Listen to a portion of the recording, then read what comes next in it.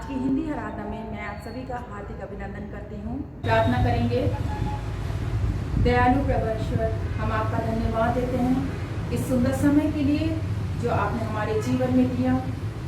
हम जब आपकी आराधना करने के लिए परमेश्वर विभिन्न स्थानों पर अपने भाई और बहनों के साथ आपकी आराधना करने जा रहे हैं, तो होने दे परमेश्वर की आपकी आशीष हम में से प्रत्येक के जीवन में प्रवाहित होने वाली हो सके।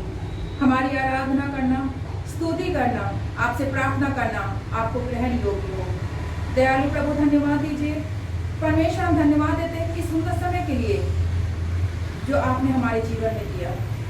हम आपकी आराधना को आत्मा और सच्चाई से कर सकें, ऐसा अनुग्रह प्रदान करें। सारा आदर और महिमा केवल आपको देते हुए यह विनती प्रार्थना प्रभु यीशु मसीह के नाम में मांगते हैं। सुनिए और ग्रहण कीजिए। आमीन।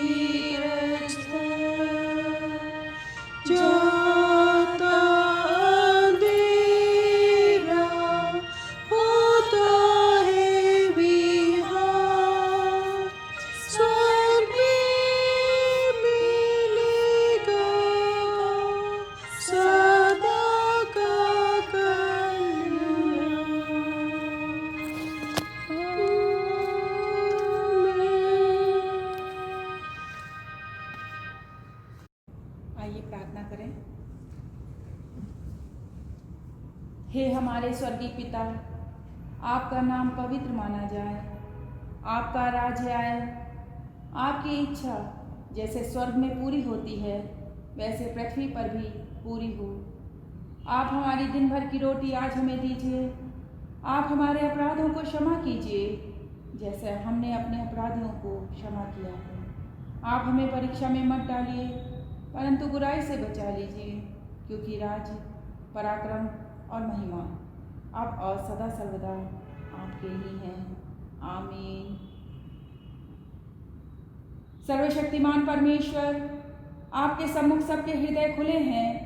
आप सबकी अभिलाषाओं को जानते हैं और आपसे कोई भी भेद छिपा नहीं है। अपने पवित्र आत्मा की प्रेरणा से हमारे हृदय के विचारों को शुद्ध कीजिए ताकि हम आपसे पूर्ण रूप से प्रेम करें और योग्य रीति से आपके पवित्र नाम की स्तुति करें। हमारे प्रभु यीशु मसीह के द्वारा। आमीन। प्रिय भाइयों और बहनों, हमारे प्रभु यीशु मसीह यह कहते हैं, हमारा प्रभु परमेश्वर ही एकमात्र प्रभु है। तो प्रभु अपने परमेश्वर को अपने संपूर्ण हृदय, संपूर्ण प्राण, संपूर्ण बुद्धि और संपूर्ण शक्ति से प्रेम कर, यह पहली आज्ञा है। दूसरी यह है, अपने पड़ोसी को अपने समान प्रेम कर। इससे बड़ी और कोई आज्ञा नहीं है। प्रभु हम पर दया कीजिए तथा इस व्यवस्था को रखने में हमारे हृदयों को प्रेरित कीजिए। निवेदन। हे राज्य करने वाले परमेश्वर, जिसने हमें मजबूत और बलवान तथा साहसी होने का आग्रह करता है एवं हमसे सामंजस्य की सेवकाई को सौंपा है, अनुदान दीजिए कि हम भयभीत ना हों या फिर मसीह के राजदूत बनने के लिए हतोत्साहित भी ना हों, जिससे कि हम बाहर जाकर तथा घोषणा कर सकें और लोग पश्चाताप कर सकें, साथ ही सुसमाचार पर विश्वास भी कर सकें। यीशु मसीह के माध्यम से जो जीवित एवं हमारे साथ राज्य करता और पवित्र आत्मा एक परमेश्वर अब तथा सदा सर्वदा। आमीन।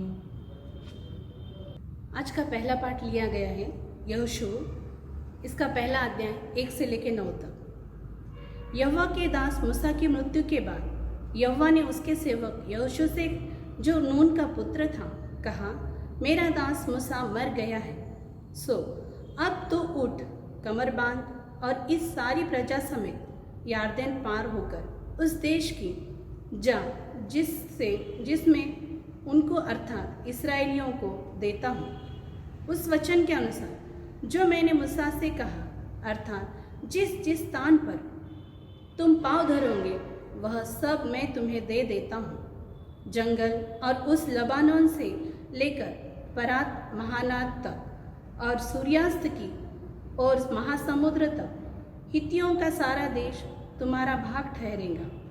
तेरे जीवन भर कोई तेरे सामने ठहर न सकेगा। जैसे मैं मूसा के संग रहा हूँ, वैसे ही तेरे संग भी रहूँगा, और ना तो मैं तुझे धोखा दूंगा और न तुझको छोड़ूंगा। इसीलिए हियाव बांधकर दृढ़ हो जाओ, क्योंकि जिस देश के देने की शपथ मैंने इन लोगों के पूर्वजों से खाई थी, उसका अधिकारी तू इन्हें करेगा। इतना हो कि तू हियाव बांधकर और बहुत दृढ़ होकर जो व्यवस्था मेरे दास मूसा ने तुझे दी है, उन सब के अनुसार करने में चौकसी करना, और उससे न तो दाहिने मुड़ना और न बाएं।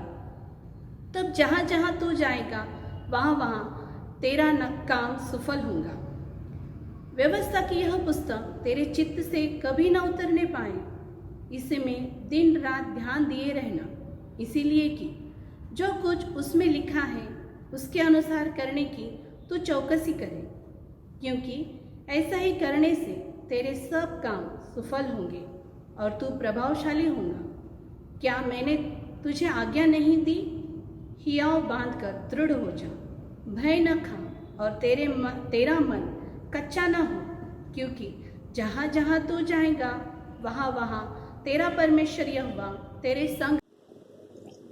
आज का पाठ नए नियम की पुस्तक से कुरिन्थियों के नाम पौलुस प्रेरित की दूसरी पत्री के 5वें अध्याय के 16वें पद से 6वें अध्याय के 10वें पद तक लिया गया है।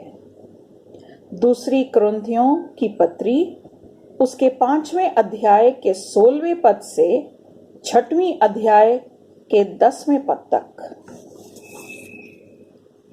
सो अब से हम किसी को शरीर के अनुसार न समझेंगे, और यदि हमने मसीह को भी शरीर के अनुसार जाना था, तो भी अब से उसको ऐसा नहीं जानेंगे।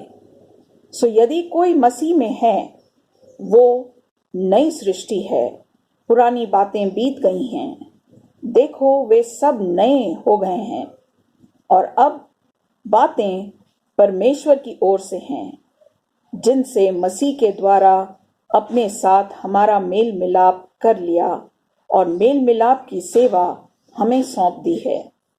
अर्थात परमेश्वर ने मसीह में होकर अपने साथ संसार का मेल मिलाप कर लिया और उनके अपराधों का दोष उन पर नहीं लगाया और उसने मेल मिलाप का वचन हमें सौंप दिया है।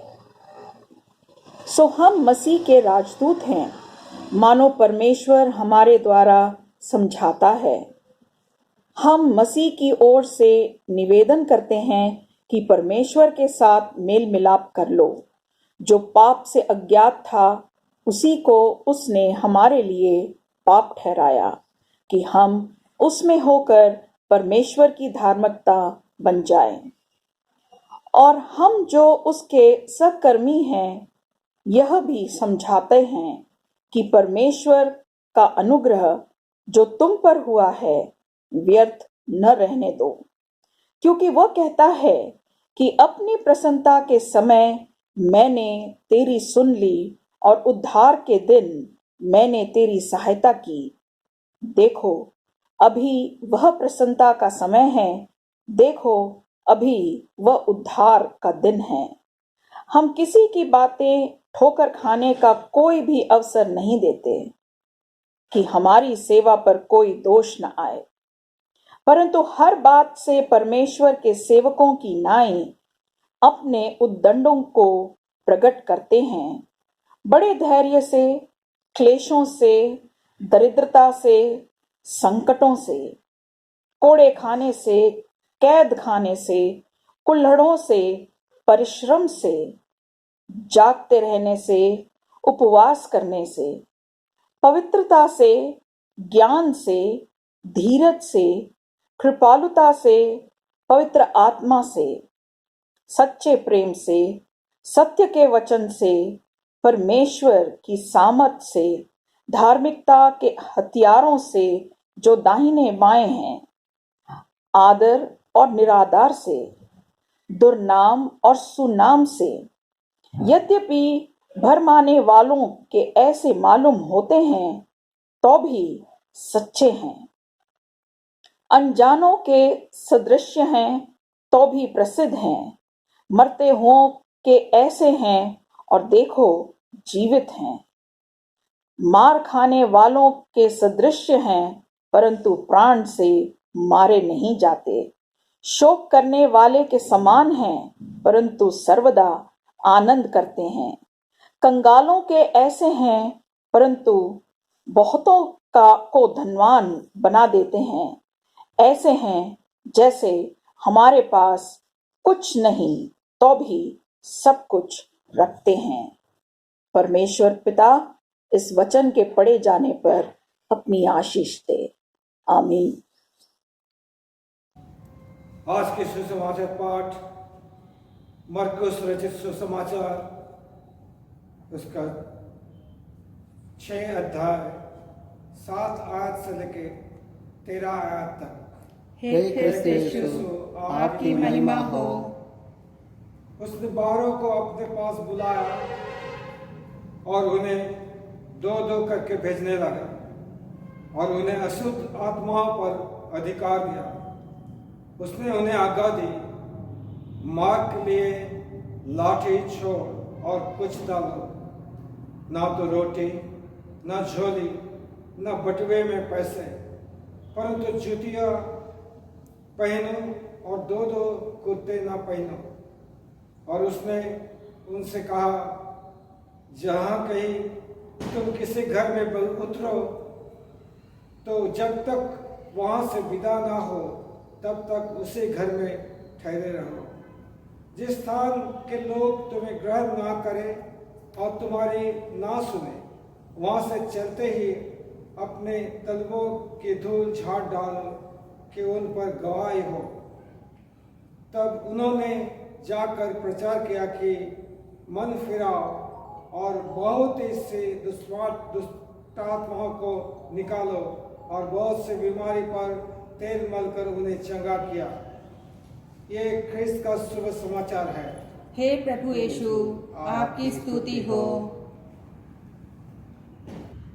अब हम नीकिया का विश्वास वचन बोलेंगे।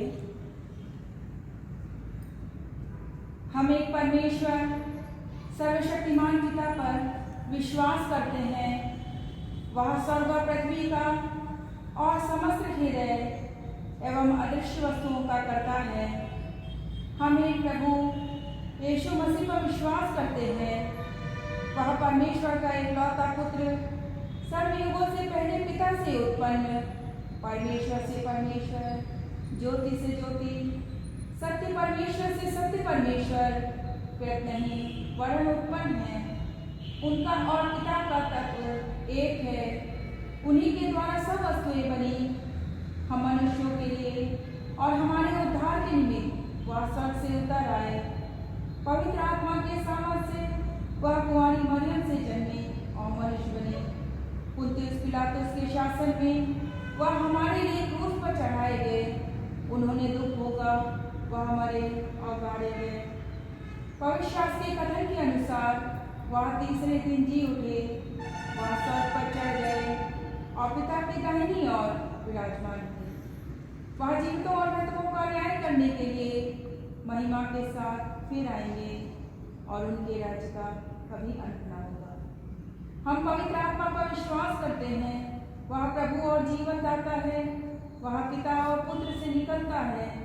पिता और पुत्र के साथ उसकी आराधना और स्तुति की जाती है। वह नबियों के द्वारा बोला, हम एक पवित्र, सार्वलौकिक और प्रेरित कलीसिया पर विश्वास करते हैं।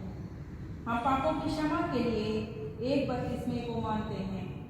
हम मृतकों के पुनरुत्थान की और आने वाले युग के जीवन की प्रतीक्षा करते हैं। आमीन।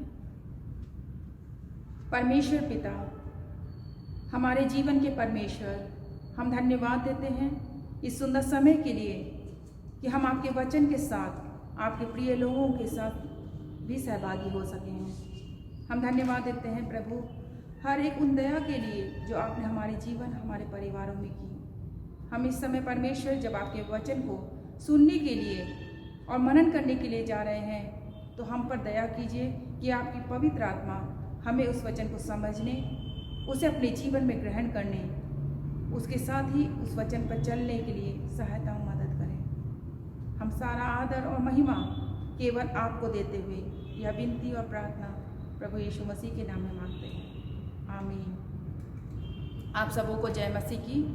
परमेश्वर के अद्भुत नाम में मैं आप सभी का हार्दिक अभिनंदन करती हूँ। पिंतेकुस्त के पश्चात इस सातवें रविवार में जो पद लिया गया है वह है 2 कुरिन्थियों अध्याय 5 पद 20। इसलिए हम मसीह के राजदूत हैं, मानो परमेश्वर हमारे द्वारा विनती कर रहा है। हम मसीह की ओर से निवेदन करते हैं कि परमेश्वर के साथ मेल मिलाप कर लो। परमेश्वर के इस वचन पर आधारित जो आज का शीर्षक है वह है मसीह के लोग मसीह के राजदूत। परमेश्वर के लोग मसीह के राजदूत। राजदूत का अर्थ है किसी मान्यता प्राप्त राजनयिक को किसी विदेशी देश में उसके स्थायी प्रतिनिधि के रूप में राज्य द्वारा भेजा जाना या भेजा गया। यूनानी भाषा में राजदूत या एम्बेसडर का अर्थ प्रेस्बियो है, जिसका अर्थ है to act as a representative, अर्थात एक प्रतिनिधि के रूप में कार्य करना। परमेश्वर के लोग मसीह के राजदूत हैं। परमेश्वर का वचन हमें सिखाता है कि हमें बाहर जाना चाहिए एवं सुसमाचार को मसीह के राजदूत के समान प्रचार और प्रसार करना चाहिए। एम्बेसडर या राजदूत शब्द इब्रानी शब्द के मलाक से आता है। मलाक का अर्थ होता है संदेशवाहक या संदेश भेजने वाला। 2 कुरिन्थियों उसका 5वां अध्याय पद 20 में यूनानी शब्द प्रेस्बायो का प्रयोग किया गया है, जिसका अर्थ अंग्रेजी भाषा में राजदूत या एम्बेसडर से है। प्रेस्बिटर शब्द इसी शब्द से संबंधित है। यीशु ने अपने शिष्यों को अपने जीवन काल के दौरान सेवकाई के लिए भेजा था एवं आज भी वह हमें अर्थात परमेश्वर के लोगों को सुसमाचार प्रचार करने एवं लोगों को सच्चाई व उद्धार की ओर अगुवाई करने भेजता है या भेज रहा है। आज जो सेवकाएं एवं मिशन कार्य इतनी कठोर व जटिल परिस्थितियों में चलकर उसके महात्म्य के उद्देश्य को प्रकट कर रही है, वह पूर्ण करने में सक्षम हो पा रही है, वे इसका सरल एवं प्रत्यक्ष साक्ष्य हैं। आवश्यकता तो यह है कि हम उस बुलाहट को सुनकर स्थिर खड़े रहने की एवं सभी चुनौतियों के बीच राजदूत के समान अपने राजा व परम सर्वोच्च शासक के मुंह बनने की, जो अपनी दैवी वाणी व उद्देश्यों को संसार के सामने रख सके। क्या हम राजदूत बनने की इच्छा एवं बुलाहट के प्रति समर्पित हैं? क्या हम मत्ती के सुसमाचार के अनुसार दिए गए उस ग्रेट कमीशन या फिर महान आज्ञा की ओर संवेदनशील हैं? क्या हम मसीह में अपने पद व अपने स्तर के प्रति सजग हैं? आइए हम मिलकर एक श्रेष्ठ राजदूत के स्थान पर खड़े होकर अपने उस स्वर्ग के कार्य या मिशन को पूरा करके अपने राजा का मान बढ़ाएं। उसके लिए हम अपने प्रथम बिंदु को देखेंगे, वह है यहोशू से प्रतिज्ञा। यहोशू से प्रतिज्ञा। परमेश्वर ने यहोशू को कनान के लिए स्वतंत्र लोगों का नेतृत्व करने के लिए राजदूत के रूप में नियुक्त किया। यहोशू की पुस्तक उसका 1 अध्याय पद 1 से 9 तक। इसके पश्चात परमेश्वर ने गिदोन जैसे न्यायाधीशों या न्यायियों, शामुएल जैसे याजकों, दाऊद जैसे राजाओं और शासकों एवं यिर्मयाह जैसे भविष्यद्वक्ताओं और नबियों को समय समय पर बुलाया। वह उन्हें सेवकाइयों के लिए भेजा। परमेश्वर उन लोगों के साथ था जिन्हें प्रतिज्ञा के रूप में भेजा गया था। यह वह शक्ति एवं ताकत है जो परमेश्वर ने परमेश्वर के लोगों को दी है, ताकि वे हर परिस्थितियों में परमेश्वर के उद्देश्य को पूरा करके उसकी स्वर्गीय महिमा करें।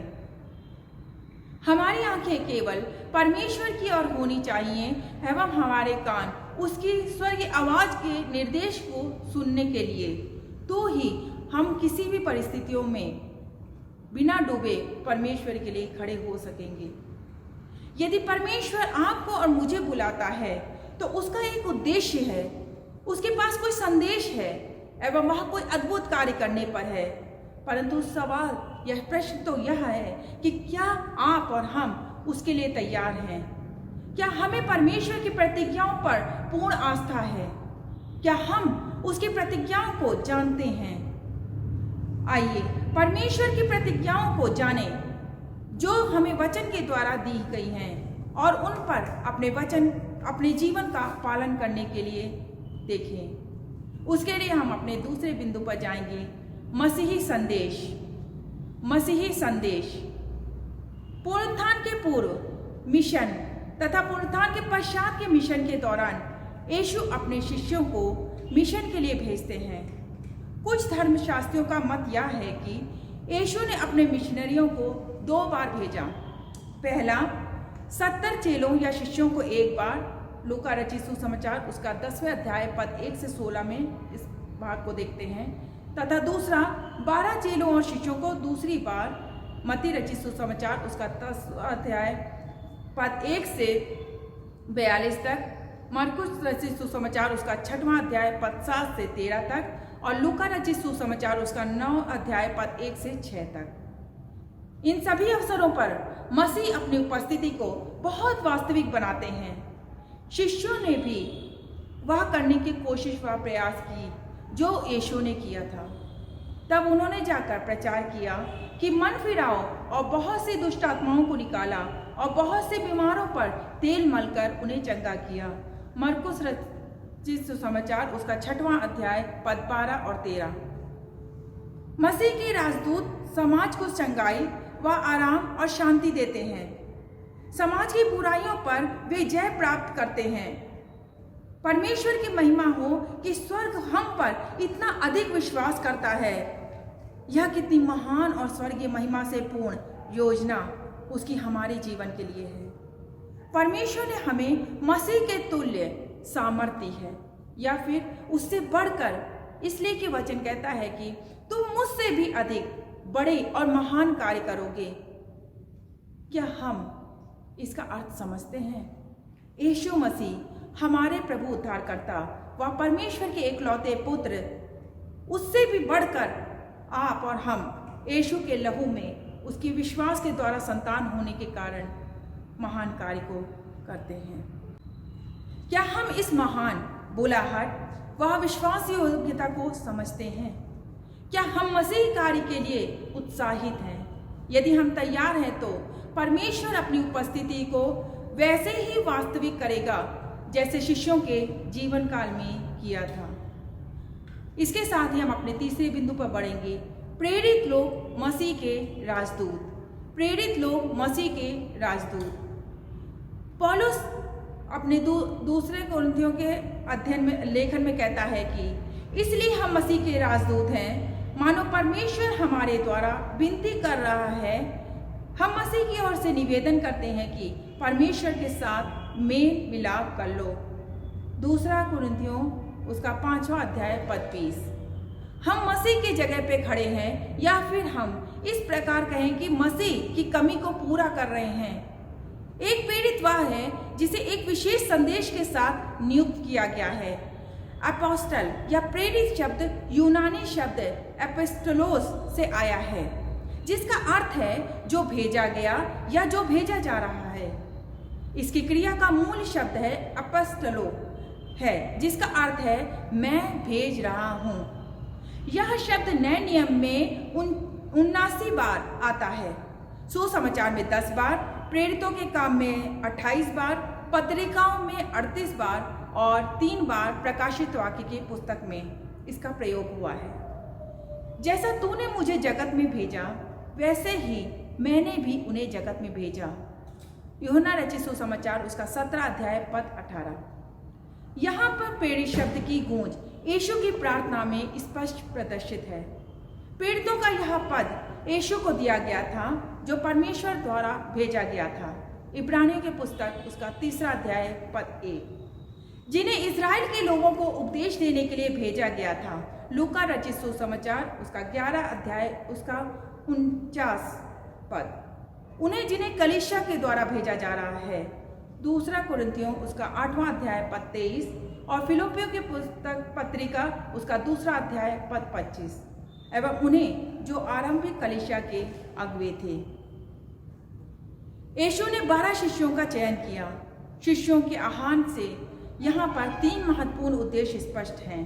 पहला, यीशु के साथ रहने के लिए, दूसरा, प्रचार करने के लिए एवं तीसरा, चंगा करने तथा शैतान के ऊपर अधिकार रखने के लिए।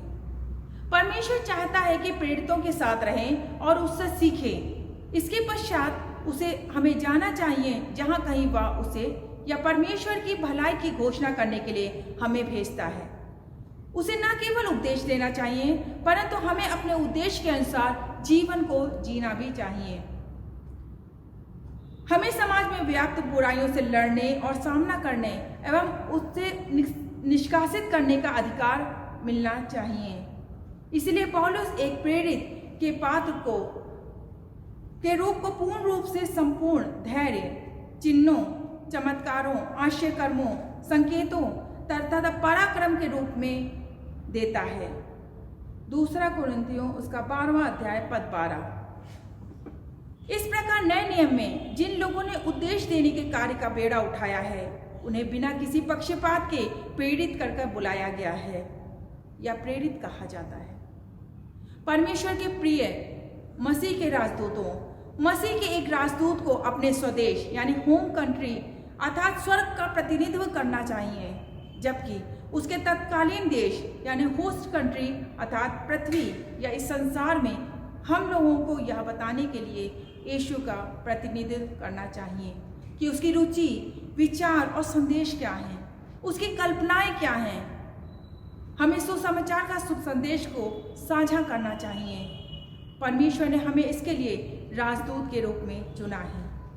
इससे हम उन दिव्य आशीषों को भी प्राप्त करते हैं जिन्हें मसीह के राजदूत कहा जाता है।